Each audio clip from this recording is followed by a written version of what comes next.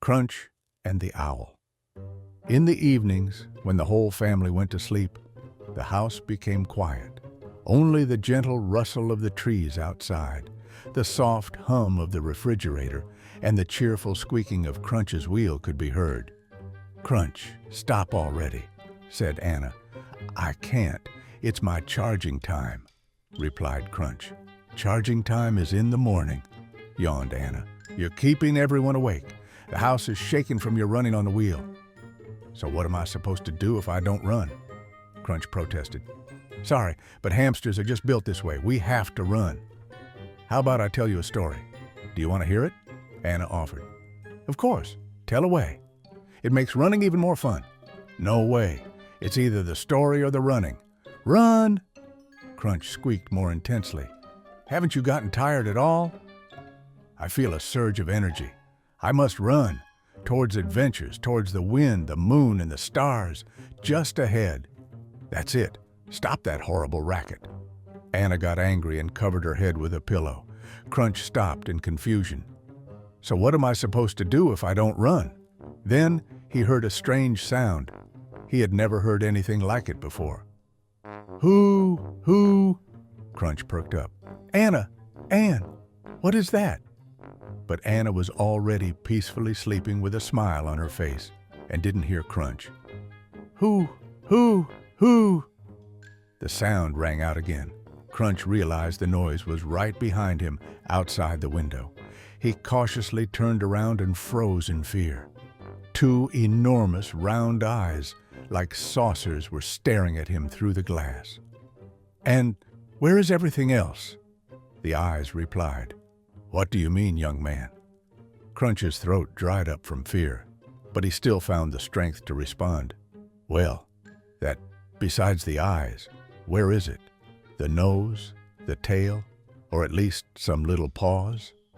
Just then, the moon came out from behind a cloud, and Crunch saw that there was indeed much more around the eyes: a head, paws, a beak, and feathers. "You are a bird," Crunch figured out. "Not just any bird, young man. I am an owl. You should be ashamed not to know." "Oh, how interesting. Why aren't you sleeping so late, Uncle Owl? I thought only hamsters didn't sleep at night and kept everyone awake," sighed Crunch. "I am a nocturnal bird. I rest during the day and hunt at night." "Hunt? What for?" "Oh, just for bugs, little worms, flies. Come with me. Let's take a stroll together." "Really? Can I?" "Of course, I'm so glad to find a friend who's just like me. Doesn't like to sleep at night. Just a moment, Uncle Owl. Let me open my cage." "I'll open it for you," Anna suddenly shouted, who, as it turned out, had woken up and chased the owl away from the window. "Why did you scare away my friend? He was the only one who understood me." "He's not your friend. Owls eat hamsters." "What do you mean?" "Eat," Crunch mumbled in confusion. "Like this. They grab with huge claws, peck with their sharp beaks, and that's it. You're their dinner." But he pretended to be such a nice and important bird. "That's why I told you not to talk to strangers. They can be dangerous." "Oh, how right you are. Can I sleep with you tonight?" "Of course, Crunch. Just don't become someone's dinner, and don't rattle your cage." Crunch and the vaccine. The extraordinary hamster Crunch was remarkably strong and healthy. "Of course, every night I run 2 million laps on my exercise wheel." So he was surprised when Anna said he needed to go to the doctor. "What doctor? Why do I need a doctor? I'm as healthy as a bull, like an elephant, like someone even healthier than an elephant." "I know, Crunch, that you're smart and take care of your health, but we're going to the doctor not because you're sick, but because it's time for your vaccine." "Ah, a vaccine. You should have said that right away. That's different. It changes everything. It's a piece of cake. But what's a vaccine, by the way?" "It's, a medicine that will keep dangerous diseases from attacking you." "Ah, medicine. Got it." "So, syrup?" Well, almost. A teeny tiny shot." and then you get a cookie right away. A shot? Not a chance. In horror, Crunch started running all over the room, knocking over everything in his path. Crunch, stop! Calm down. It's not painful at all. I've had these vaccines 100 times. Thump, bam, clatter. Crunch squeezed under the bed and crawled into the farthest corner. Ha! Find another silly and trusting hamster for your vaccines. You won't fool Crunch. Phew. What am I going to do with you?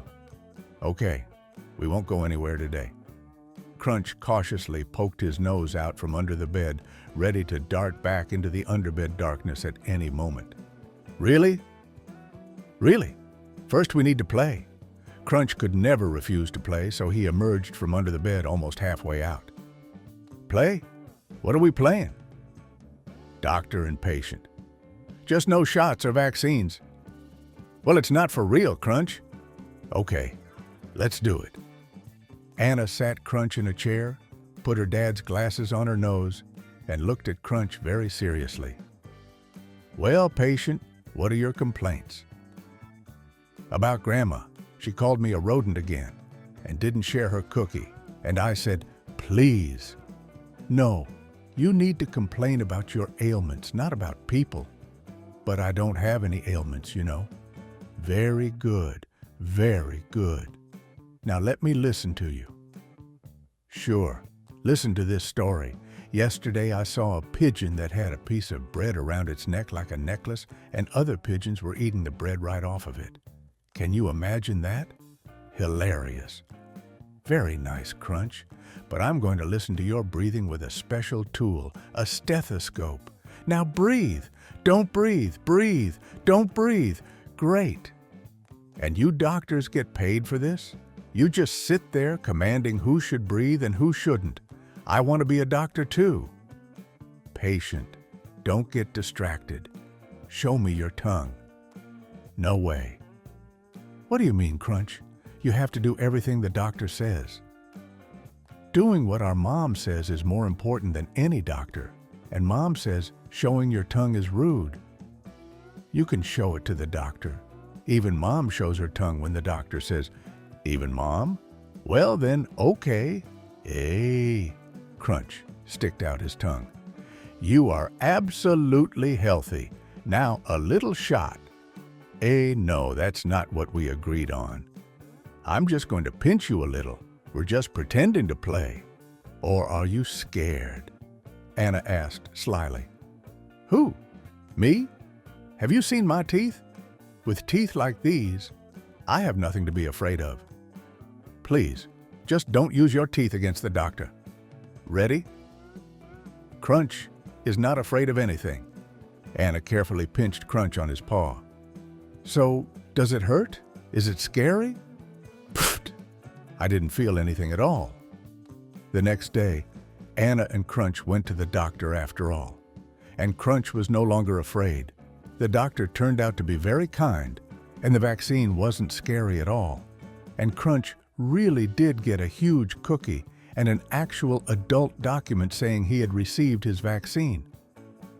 I'm now not only the healthiest but also a very important hamster with real documents.